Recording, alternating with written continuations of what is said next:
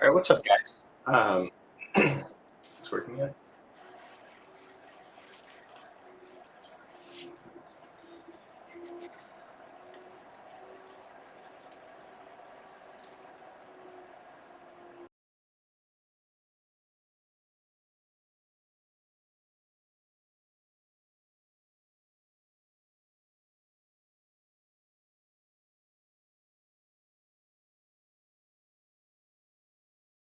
I'm live, so I wasn't sure. All right, let's just go ahead and jump into it. I am Chuck Silver. I'm your host today. Eric had to step out today, so it's just going to be me solo. We have a pretty good slate, pretty large slate. I think there's a few spots that we can find some leverage on the field. And then as far as the core goes, whatever I say is the core right now, don't think that's like strict and set in stone because the core is likely to change with injury news. Whoever I say is core is probably still going to end up as a good play, but it could be other guys just become better plays. So, 1 second.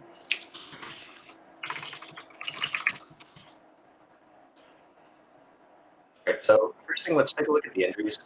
We know a bunch of these guys have been out for a while already. Norman Powell is game time decision, and we know Kawhi is out. So Paul George, they've been talking about a minutes limit for Paul George, but if 35 minutes is the minutes limit for Paul George, then I'm still fine playing him. His price is still okay. Let's see. Jonas Valanciunas being a game time decision is kind of a big deal. Last time we had Jonas in the last game on that island game where people were kind of having to guess if we were going to play Hernan Gomez as a value play, and he ended up starting. I actually thought Jackson Hayes was going to start, but Jackson Hayes ended up being the better play that night anyway. So let's pay attention to that situation today. That's a pretty important one. Regardless of whoever starts, I think they're both going to be pretty good plays. Let's just pay attention to the ownership between Hernan Gomez and Jackson Hayes. Just going down, PJ Washington's a game time decision. He's been out for a few games. If he's back in, it's just going to slightly lower the usage for everyone. But I think from Charlotte right now, Rozier is still going to be a pretty good play, regardless of if PJ Washington is in or out.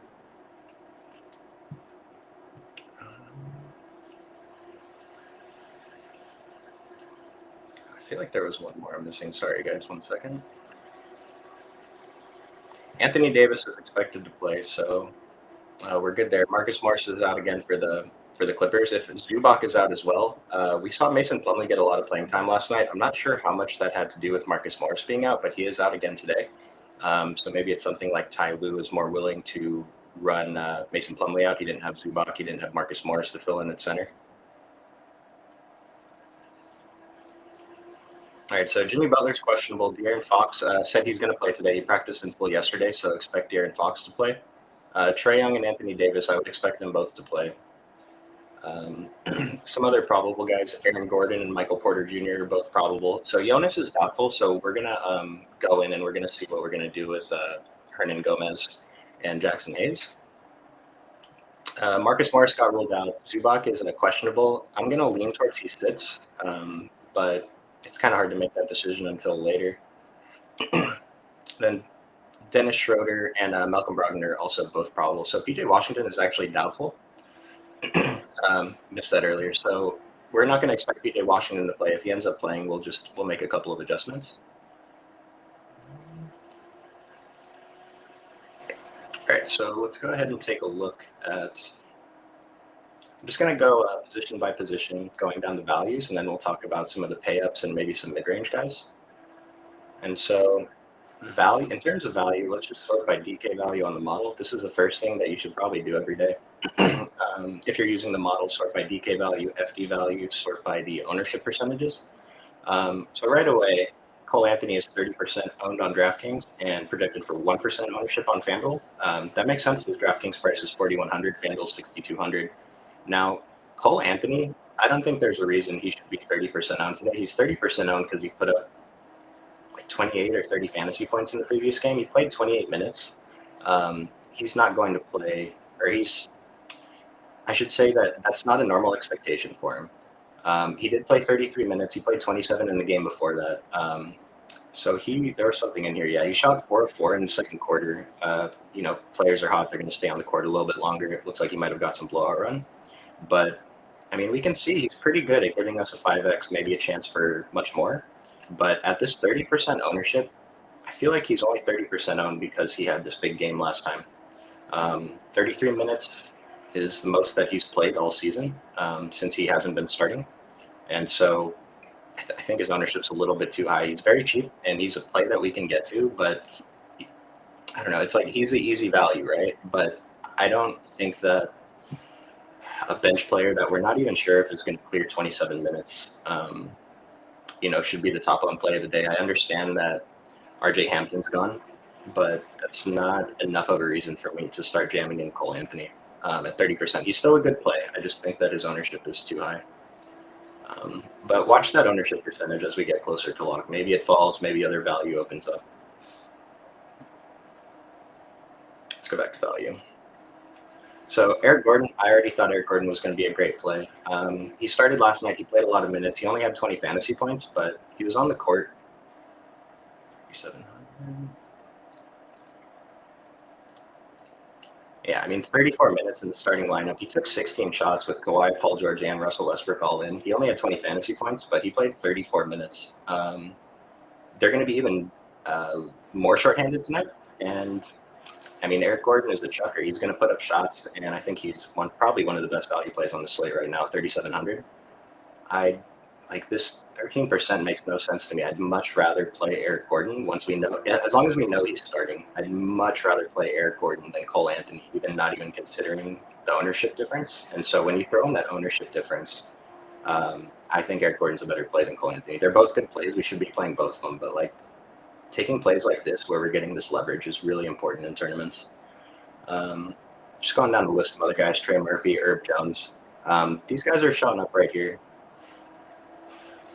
So I know I was interested in Brandon Ingram as one of my pay-ups. The model thinks he's a good play today. Looking at these value guys, Trey Murphy and Herb Jones, they're 4K each. Jose Alvarado is going to be out. Doesn't look like we have Josh Richardson out. Maybe I missed that news. I thought he was still questionable. But so if Josh Richardson is out, then Trey Murphy and Herbert Jones are going to be great plays. I mean, the 19% ownership sounds kind of high, but it's not that bad for a 10-game slate. They're both 4K. Not sure I have a preference between them. The model slightly prefers Trey Murphy. More potential to hit threes. That makes sense. Herb Jones is going to get his stats through his fantasy points through defensive stats. He's going to hit a few threes here and there too, but it looks like we prefer Trey Murphy. If we had to pick between the two, it's not that much of a difference, and their ownership is the same. And then from the rest of the Pelicans, so we do like CJ McCollum, we like Brandon Ingram, and the model already has Jonas Valanciunas as being out, so it does not think too much of Willy Hernangomez or Jackson Hayes. And so looking at the minutes, Willy Hernangomez projected for 17, Jackson Hayes is predicted for 20. I would kind of expect it to be a little bit closer to a 48-minute split. Larry Nance is out, so he's not going to take any center minutes tonight. And so I think these minutes projections might be a little bit low, but I am liking the ownership percentage on Jackson Hayes. He came up to 3,800, but he has that power forward eligibility on DraftKings, which is huge. And then Willy Hernangomez, assuming he starts again, this is probably a little bit too low of ownership. He should pull a little bit more, but if you're going to take the risk here, it's a late game. And I think we just mix it up between the two. But looking at these ownership differences, it's pretty interesting. I'm not sure how much I'm going to buy into the OF index and DK value just because I'm not sure about the minutes. But let's see how the minutes update closer to lock. That might, even if it changes by a minute or two, that still might matter a bit.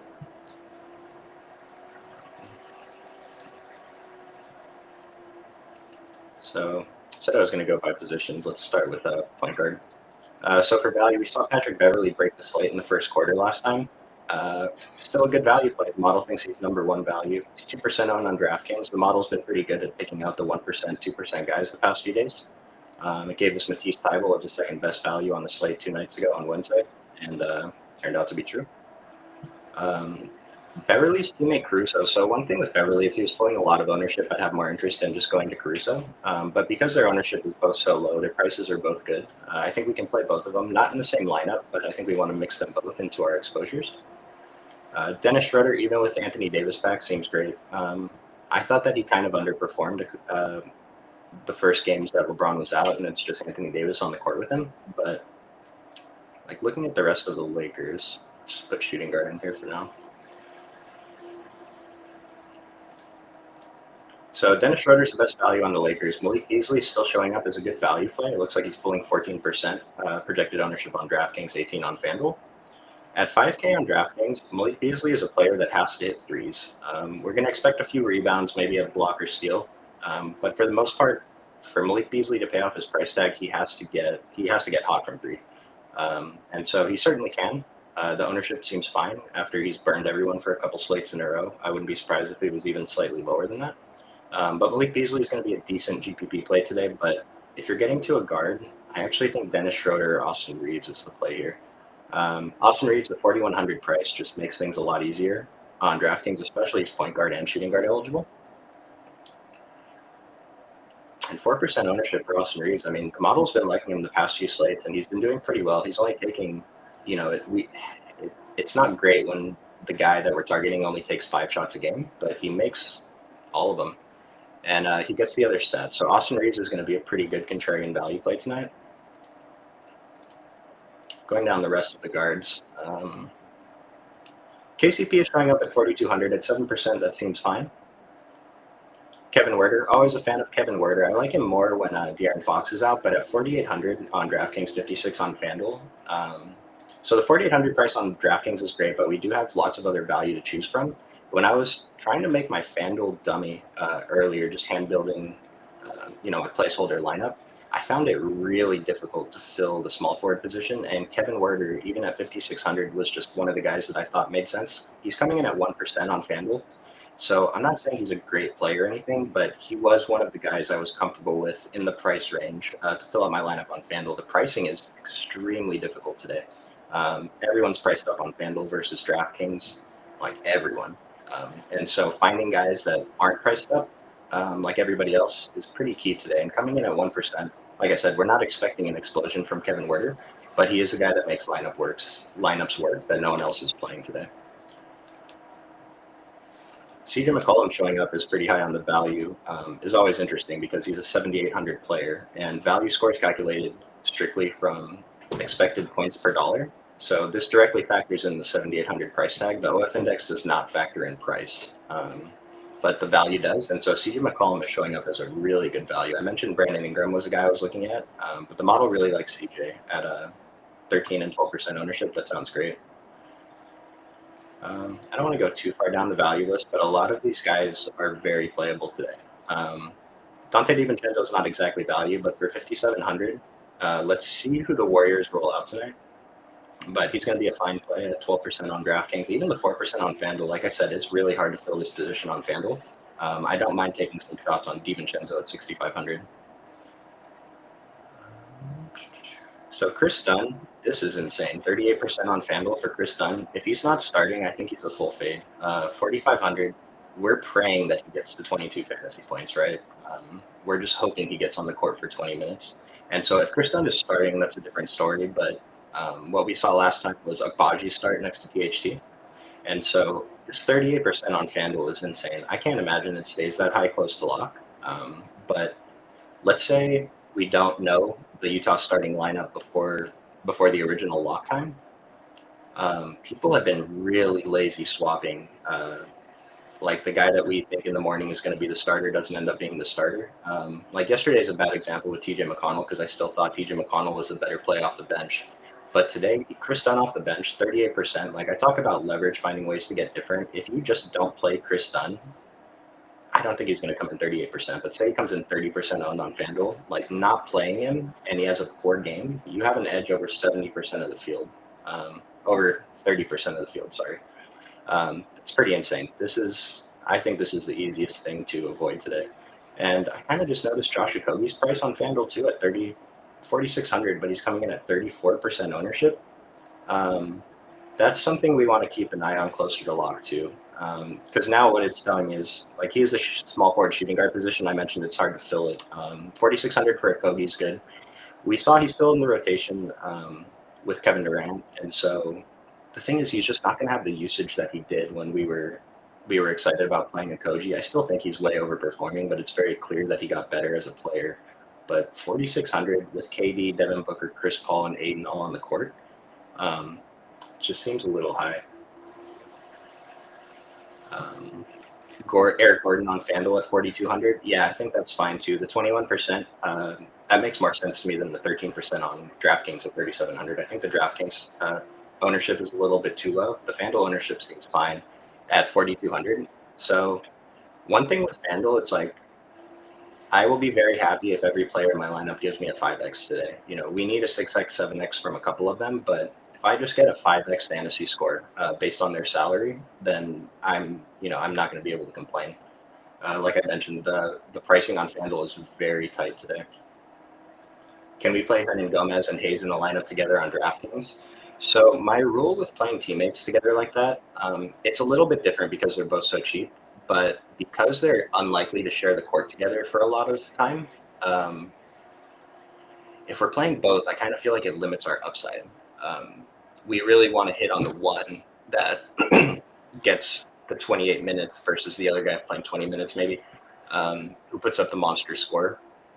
On the other side of it, if you're playing small field tournaments and you're confident that one, like they're both going to play, it's likely that one of them gets to value.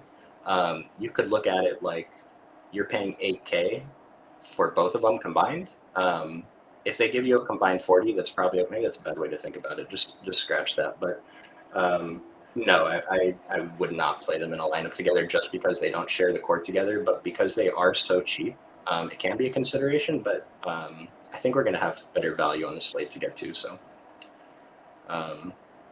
and the last thing on the guards, I talked about Cole Anthony as the highest owned guy on DraftKings right now. I'm scrolling down the list, and this dude is, I don't know, what is that, 25th, 30th guy on the value for DK. And so, like I said, he's fine. He's fine to play at 4,100. I think the field is going to him at 30%, expecting those 30 minutes, and I think it's unlikely he plays 30 minutes. Cole Anthony is capable of putting up 50 fantasy points in 28 minutes. I've seen him do it. It seems pretty unlikely, and at a 30% clip, it's just such an easy spot to get away. Last guys I'm going to talk about in the guard value is Kelly Oubre. Really like Kelly Oubre as a tournament play. I wish his ownership was coming in a little bit low, but his DraftKings price is really good. He's fine on FanDuel too. This dude was chucking in the previous game and getting a couple steals and blocks, a couple rebounds. It's really easy for Kelly Oubre to get there. He played 38 minutes, and that's the big deal to me, that he was out there chucking, and he was not hitting at first, and his coach let him run and keep chucking. So Kelly Oubre is going to be a good tournament play today, even at this little higher ownership.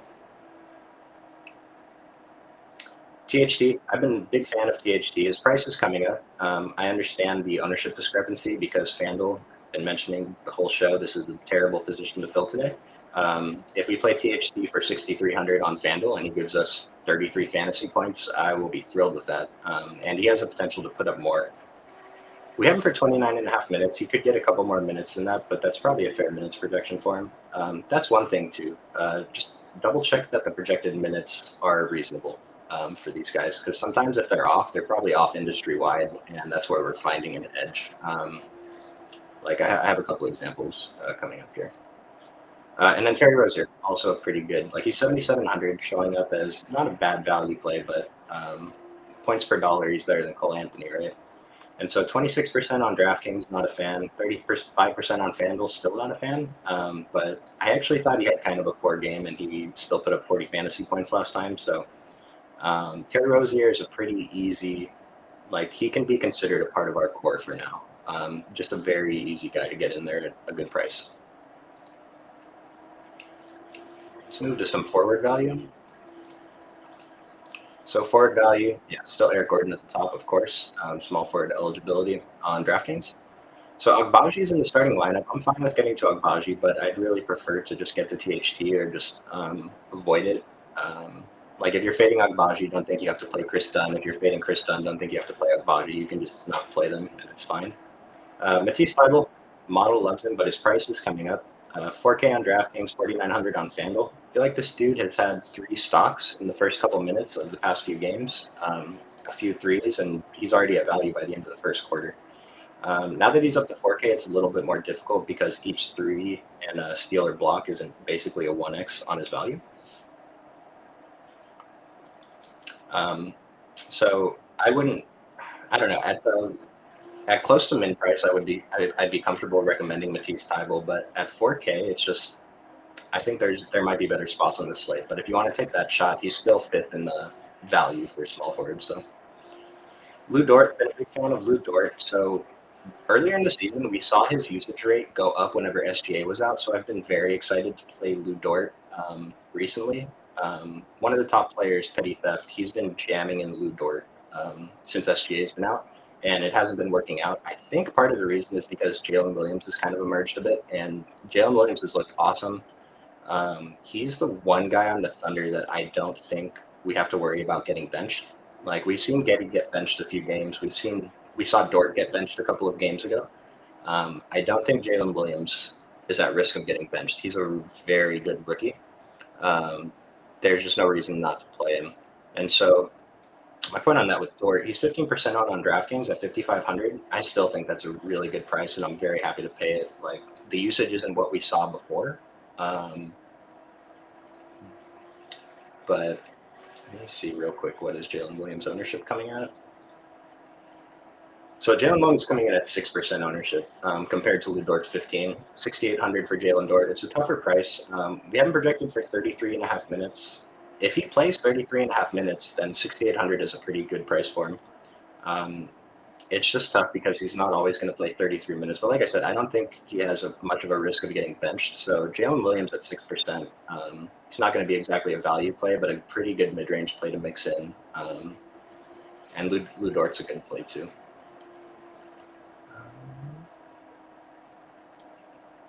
Keegan Murray on DraftKings, I think, is a little bit mispriced because he's getting back up to those 35-plus minutes every game. I know De'Aaron Fox was out, but even the previous games with De'Aaron Fox in, he was still getting that playing time. And so there are times when Keegan Murray's out there running cardio, but if he's on the court for, 36, 32, 43 minutes, like I know he played a little bit less in these games, but 30-plus minutes seems to be the norm for him. He seems to be safe for a 5X with the potential to give us much more. Keegan Murray, yeah, he's going completely overlooked today. I'd rather play Keegan Murray at 4,500 than Cole Anthony at 4,100. Much more confidence in the minutes. Keegan Murray is in the starting lineup. His team is better. Projected to be a close game against the Clippers. Keegan Murray, great GPP play today at 4%, 4,500 on DraftKings. Kevin Huerter showing up too.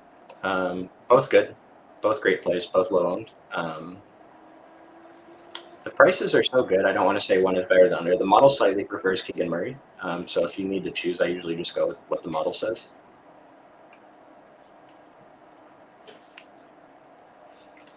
Cam Johnson. I think this is my second favorite GPP play of the day. 5% owned. It's beautiful. I was looking at, before I saw any ownership projections earlier, Cameron Johnson and Clint Capella were my two guys that I was really hoping were going to come in with low ownership that I could jam in. More comfortable with Clint Capella than Cameron Johnson. Cameron Johnson's a little bit more scoring dependent, but so Cameron Johnson in this role with the Suns, I thought he was a great value every night when he was under 6K. His role is larger on Brooklyn. I think he has more potential to get more shots up. The team is not as good as the Suns, but his usage rate should go up. It's been higher on the Nets than it was with the Suns when Devin Booker is in. And so Cam Johnson, 5,500 on DraftKings, and even the 6K on FanDuel. I've been talking about the small forward position is tough to fill. 5 and 7% ownership. Cameron Johnson smashed 3 games in a row. He's getting hot. Last time he kind of had to get bailed out in the fourth quarter by hitting a bunch of threes when they were getting blown out already. But like the 27 and 29 minutes is a little bit worrying, but he's putting up shots. He's getting some rebounds. The steals, 4 steals isn't going to happen every game. But I think he's too cheap today, Cameron Johnson. So he's going to probably be the first player that I'm going to put in our dummy build here.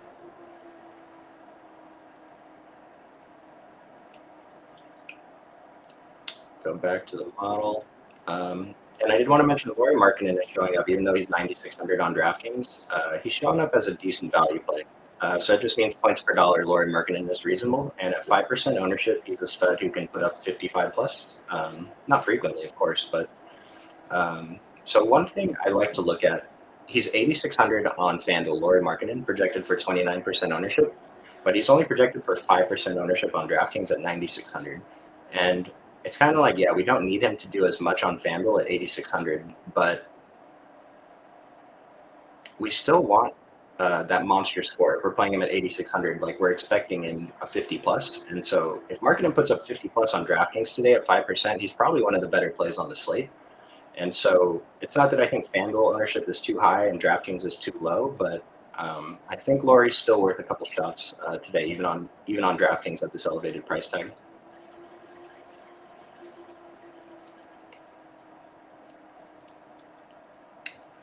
Taking a look at center, right away we see Zubac as the top of the value, but Zubac is questionable or doubtful, so he's not guaranteed. If he plays, he's probably a good tournament play because no one's going to touch him tonight.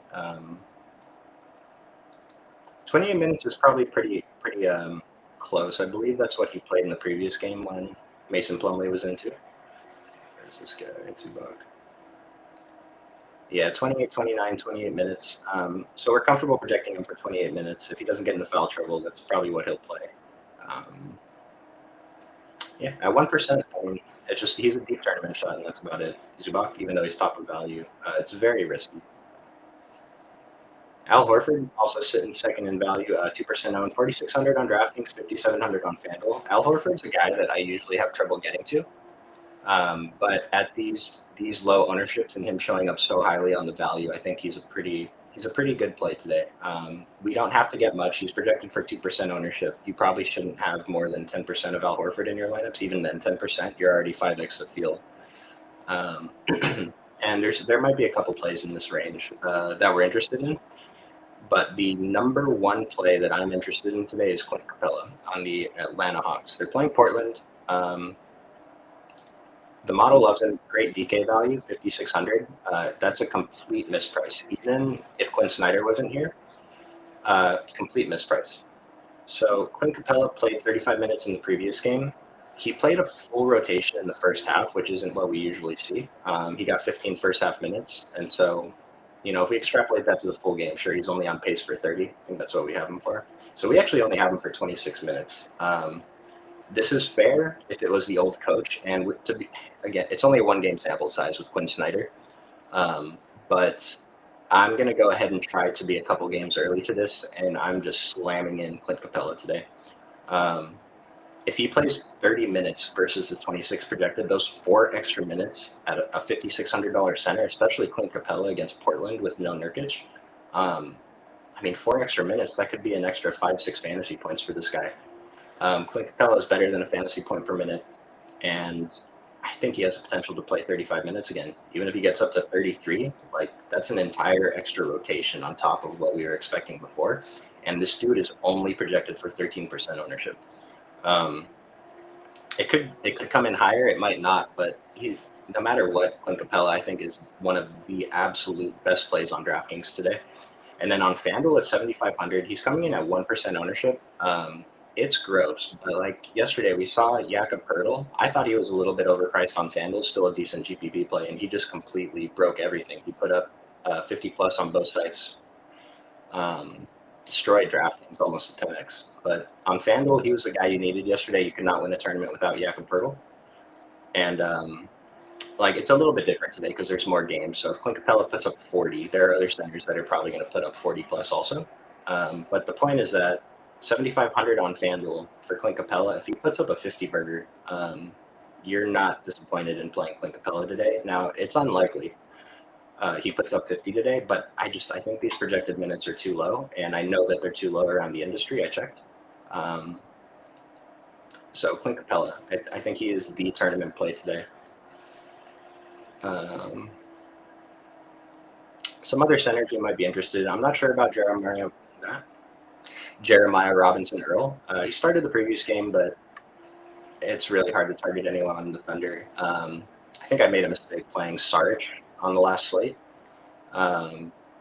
It's they're all the same. Whoever's playing well is going to get the playing time. They're going to switch up the second half starting lineup. So if we're playing Thunder guys, I think we want to mostly just stick to Dort. If you want to get to Josh Giddey, and then Jalen Williams. And then the other Jalen Williams has been getting a lot of playing time too, the big man. Is Capella as good of a play on FanDuel? No, he's not as good of a play on FanDuel. 7,500, like the 5,600, I'm very comfortable saying that he's one of the best plays on the slate. But 7,500 on FanDuel for Clint Capella, he's kind of just a tournament shot, a 1% tournament shot. But I'm fine taking that risk.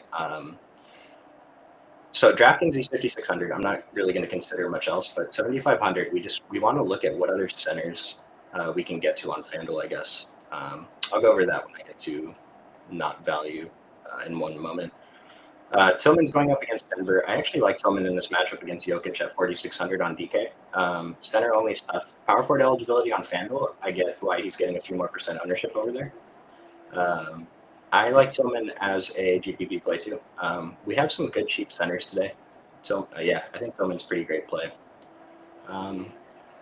Kevon Looney playable, Robert Williams playable, Walker Kessler, model loves Walker Kessler again. Kind of similar as FanDuel price. I think he's overpriced on FanDuel, but if you want to take that shot, it seems fine. 5% for Walker Kessler at 6,900 seems like a little bit of a place I want to target. I don't think he's necessarily too cheap, but I do want to take some shots on the 6,900 Walker Kessler versus OKC. Always a fan of getting to Mitchell Robinson.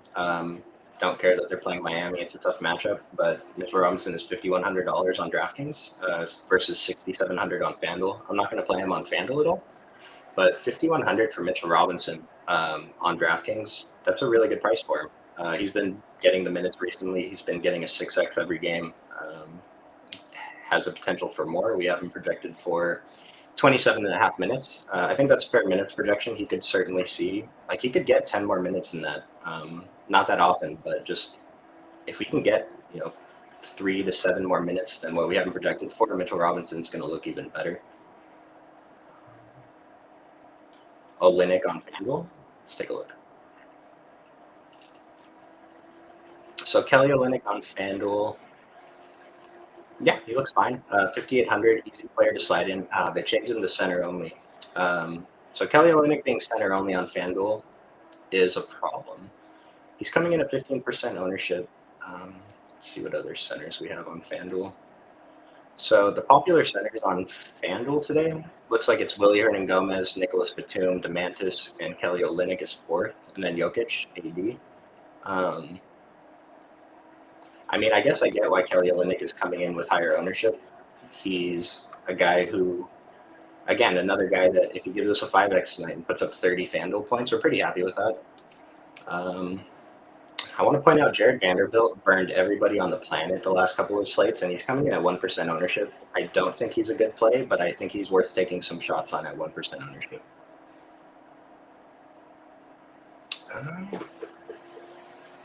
Yeah, Kelly Olynyk seems fine. Let's see, just model value.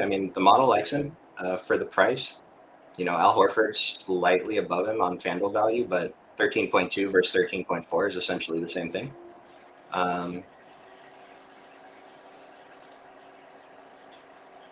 Yeah, it's tough. It's tough because on FanDuel, it's really tough to go cheap at center, where on DraftKings, I just pointed out a few of the cheap centers that we're interested in.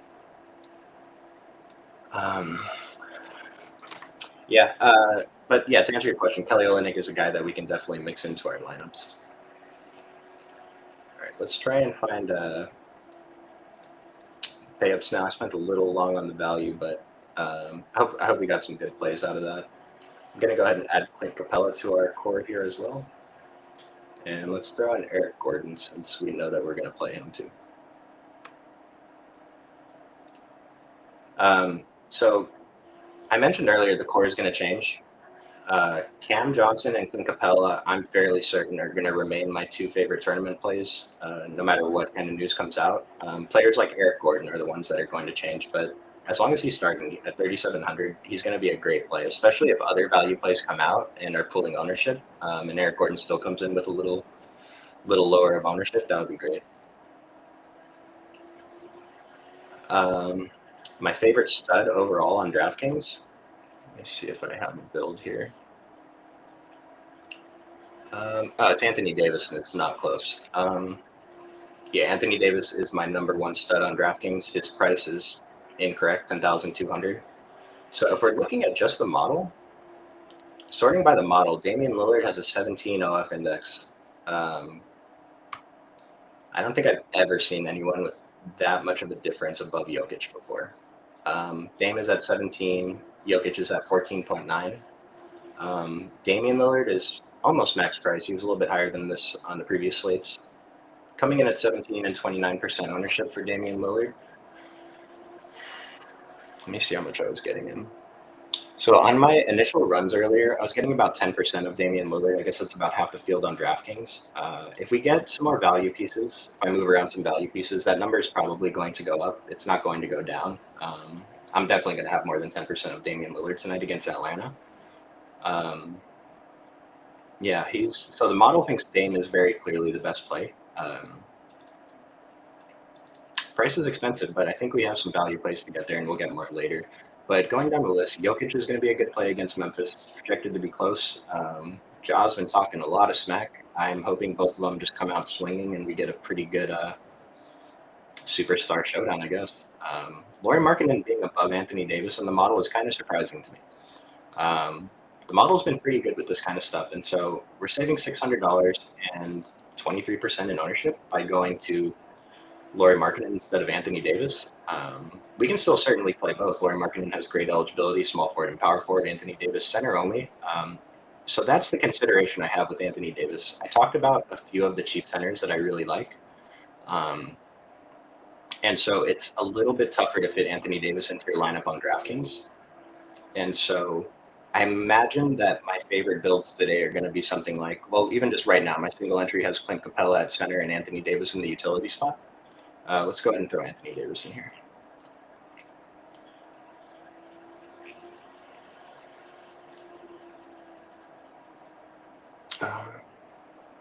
Anthony Davis. Okay. Going down the list, talked about I like Brandon Ingram a lot. I think his price is too cheap on both sides. Great play, great last guy to fit in. Ja Morant, fine play. I talked about if we're hoping for that superstar showdown against Jokic. Ja Morant's a guy who can break the slate, but with Ja, I'm always hesitant to play him because his minutes are just not there. Maybe they have been a couple times. But yeah, I mean, 27, 34, 24, 32, 34. Got 42 once when he put up that 72 ball, but it's tough. He's a player capable of doing it in 34 minutes, of course. He did it 2 games ago. It's just, I don't know, it's a little bit tougher given that I don't think he has potential to really play 38 minutes every game. Demantis with De'Aaron Fox back. People are not getting them on DraftKings at 10-1. Makes sense. Anthony Davis is 10-2. I think he's a much better play. But given the ownership difference, we can take some shots on Demantis. And then all these guys, Trae Young, Jason Tatum, CJ, Ant Edwards, these are all good plays. I think the thing that we want to do here is, these guys are so close together right here that their OF indexes I don't think they're that important. Like Julius Randle 11.1 versus Anthony Edwards 11.9. Like that's not enough of a difference for me to say, oh, I'm definitely playing Anthony Edwards over Julius Randle. But I think the best way to use this tool is look at who's lower owned showing up near the top of the model and try to get over the field on those guys and then still play the higher owned guys at the top of the model. So these are the sets today. This guy Walker Kessler is always showing up near the top of the model, even though he's cheap. The model has Walker Kessler as a better play than Jaylen Brown, DeJounte, Devin Booker, Jordan Poole, Kevin Durant, Jaren Jackson. Like this does not consider price. And so when the model has Walker Kessler this far above the other guys, that's just saying that they think Walker Kessler is a better play than the other guys today. I mean, that's basically it. Spurs to release Isaiah Roby, and they're going to claim Sandro Mamukelashvili off waivers. That doesn't affect anything we're doing here. Kind of interesting, though. Let's just get into some other point guard, shooting guard real quick before we finish building out the lineup and get out of here. So we talked about, Damian Lillard, absolute top of the model today. And even for value score, this dude is 11,600. And he's coming up as what is that, the 15th value on DraftKings at 11,600 points per dollar. Dame is the 15th, 13th best play on the slate. Sounds pretty good for me. Do I like Okogie? So the model likes Okogie, but my worry is that I don't know. Like, I thought Okogie was that guy because he was getting that usage, but he's still done it a little bit even since our boys have been back, Devin Booker. So, I mean, 33 minutes, 33, 32, 40. I mean, these minutes are just awesome. But we can see his usage fell off a cliff when Kevin Durant came to town. Still got a couple blocks and steals, right? His rebounding was down. We don't really expect the assists anyway. That's a random stat for him. But 4 shots? I mean, I know he shot poorly, but he hasn't taken 4 shots since he played 15 minutes on February 1st, a month ago. So if we get this Okogie taking 13, 10, 17, 10 shots, we love that. But I don't know. He's fine. His price is good, 5,300. I don't think it's terrible. But if he's pulling that ownership that we looked at, then it seems like a really easy spot to get away. Yeah, 34% for 4,600 on FanDuel is absurd. 1% on DraftKings is also absurd. Let's see here. Yeah, that's the thing. Like, if Kevin Durant and Devin Booker are taking most of the shots, and then you still have to consider Ayton's there. It's just, Okogie's value is coming because he could take all the shots he wanted when Devin Booker was off the court. And so I kind of feel like if we're playing Okogie tonight, we're just hoping for a 5x. Just look at some forwards real quick. So top of the model for forwards again. Yeah, Laurie Marketing. Great play today. Brandon Ingram also great play. Jason Tatum is a stud I'm interested in. As long as he's under 11,000 on DraftKings, he's coming in at 6%. He broke the slate. I mean, he didn't break the slate, but he put up 60 a couple games ago when he was very low owned. The model thinks he's a great play. He's coming in, like, all these guys are coming in low owned, these forwards. So yeah, I think we just mix it up between these guys. But I do like Brandon Ingram against Golden State. And I don't mind running it back with a Golden State guy. Anthony Edwards' ownership is pretty low, and his price is, I think his price is fine. He's playing the Lakers. It's not a tough matchup. But I don't know. Like, he's done it with Rudy Gobert in the game, but something about Rudy Gobert being in, like, he does clog up the paint, and it does make things more difficult for Ant Edwards. But at 5% against the Lakers, we can take some risks there. Kind of the same with Julius, and I don't know if I mentioned Jalen Brunson, but they're both going to be pretty low on today. And like the other plays I mentioned are all better plays than Brunson and Julius Randle against Miami, but we can still take some shots, I think, as tournament plays. Like, that's the thing we want to do. I think we want to focus on our core guys, which honestly I'm not quite sure who they are yet. Like, as of right now, my core is Cameron Johnson, Anthony Davis, Kelly Oubre, Clint Capella, and Brandon Ingram. And then after that, it's Cole Anthony. But, like, none of those guys are cheap. Cole Anthony's cheap. I'm probably going to change him a little bit, probably find someone else to put in there instead. And then I'm getting the Pelicans big men in there a little bit too as value plays. But value is a little bit tough right now. So we're almost certainly going to get some late news. And so hopefully that just gives us a little bit more value on this slate. Because right now, like, I talked about the guys that we hate, like Chris Dunn and I don't hate Cole Anthony, but I just think his ownership's too high today. Down here, mentioned Kelly Oubre again. Really like Kelly Oubre today.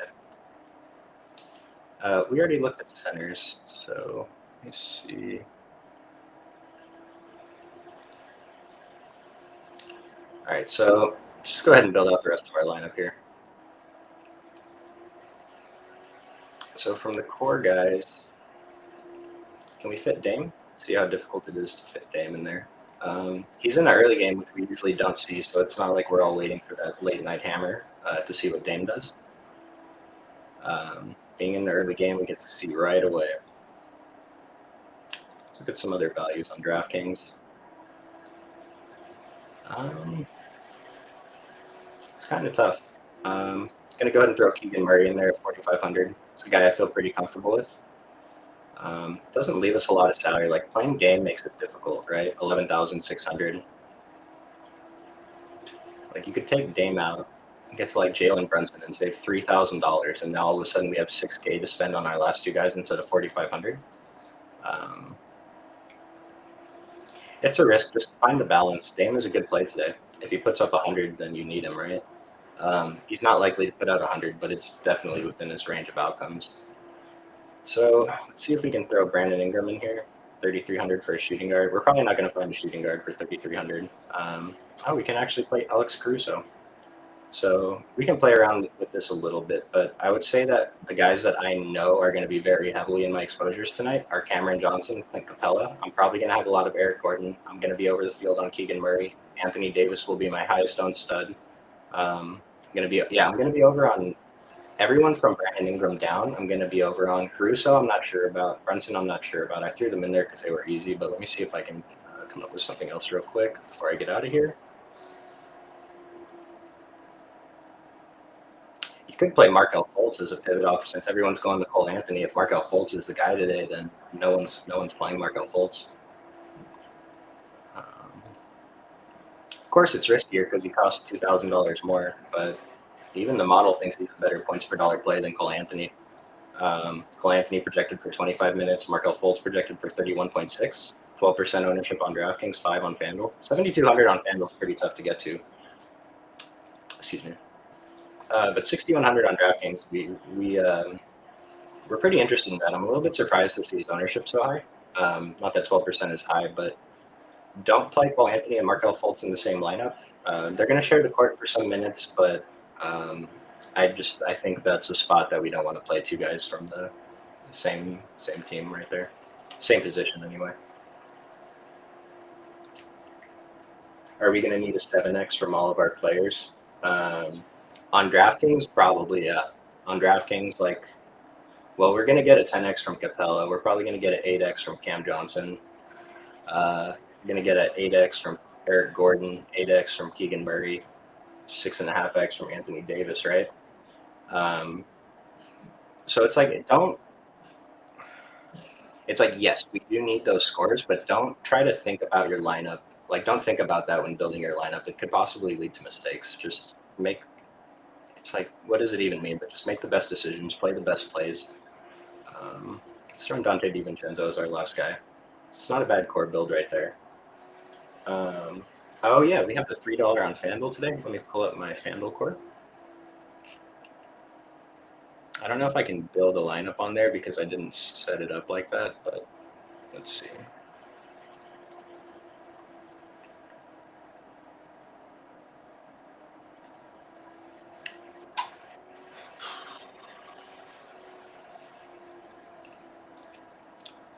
So right away,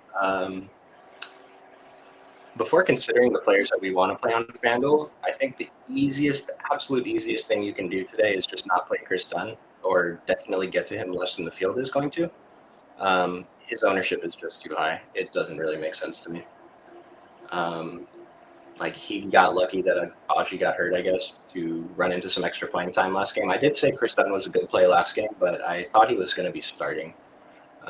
Again, if he starts, then yeah, we're going to play Chris Dunn a bunch. That's fine. But off the bench, it's a tough sell for me. So let's just start by FanDuel value. So Eric Gordon's going to be a pretty good play on FanDuel.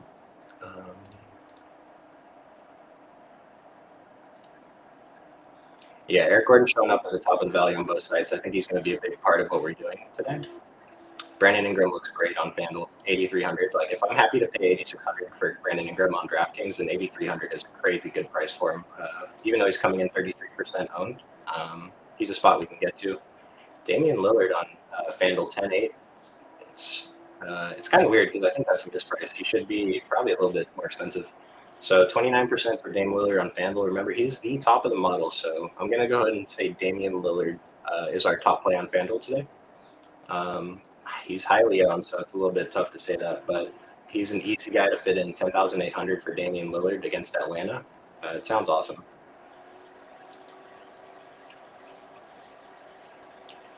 So let's look at the FanDuel centers because I talked about how difficult this was earlier. So starting by ownership on FanDuel, yeah, I mentioned, yeah, we looked at this already. Nick Claxton coming in at 3% at 7,200, 6,400 on DraftKings. This is another center that's a little bit too cheap.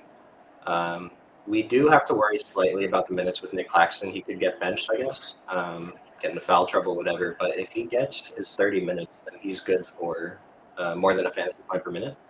And so 1% on DraftKings, 6,400. I have Clint Capella over him, but Nick Claxton should be a player in your player pool today, I think, for tournaments. Even for FanDuel at 3%, I'm willing to take some shots. He gets the extra point from blocks on there. Like these guys, like Willie Hernangomez for 4,600 on FanDuel. I think that's fine, but I think it's kind of weird that he's the highest owned center as of right now. He does have the power forward eligibility, so if you're going to play Willie Hernangomez, I would suggest to try to get him in your power forward spot on FanDuel. Jokic looks great. He's going up against Memphis. Vegas's numbers for Jokic were slightly higher today than they have been the past couple games. The past couple games were not expected to be close. This one is. And then AD on FanDuel, I was going back and forth on this one. He's 11,500, but he has power forward eligibility, which is great.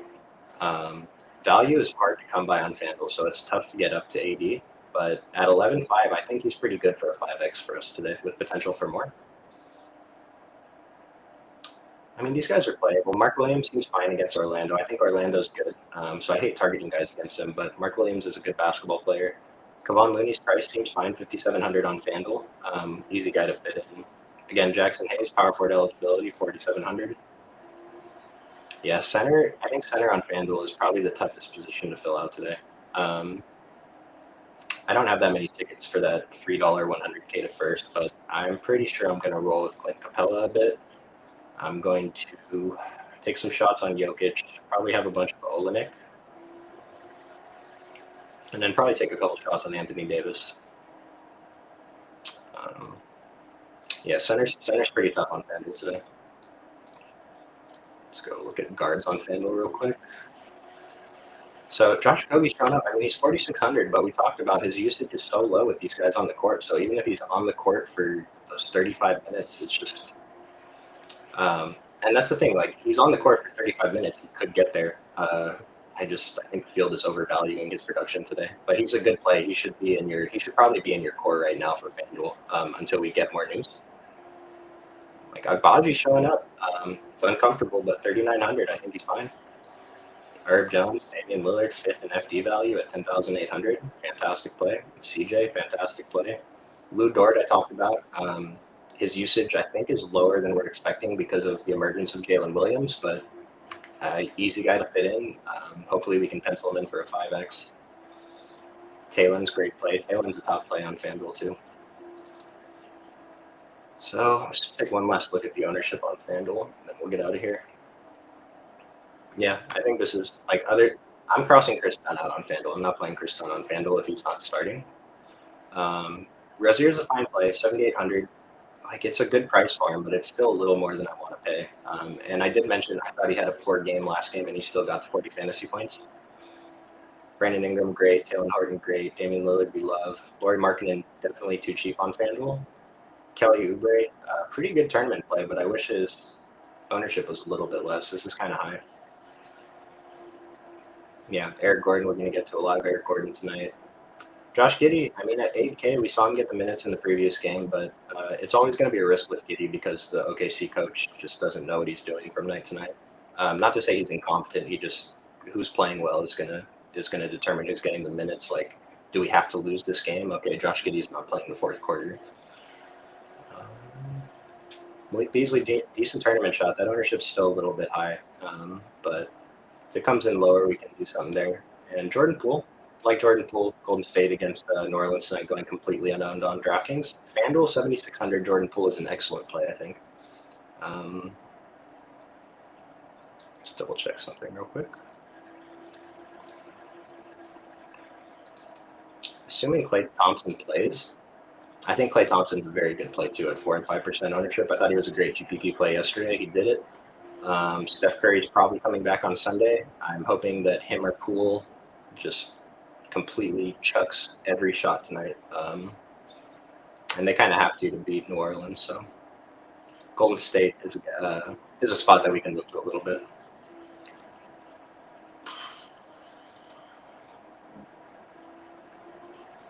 See if we can find just a couple more low-end guys. Cam Johnson on FanDuel, still a fantastic play, 6K. Small forward, power forward eligible. Love it. And Tillman, 5,300. He fit my power forward spot pretty easily. I'm happy to get to Tillman against Denver. The problem with Tillman is he was losing his last rotation because they were winning by so much. But a couple games ago, he did not lose his last rotation, and he crushed Tillman. So the difference is, I'm not like, don't pay attention to the fantasy score, but look at the minutes here, 27, 32, 25, 32. Like if he gets that last rotation to get up to 30 plus minutes, because he's very clearly in front of Brandon Clark right now. Tillman is he's playing better than Brandon Clark, so he's going to get the playing time. 4,600. I mean, on DraftKings, 4,600, great play. On FanDuel, the 5,300, I think is a pretty easy play too. I just want to make sure I touch on FanDuel enough since we had a few people asking questions about it. Let me see if I can find anything else for FanDuel real quick.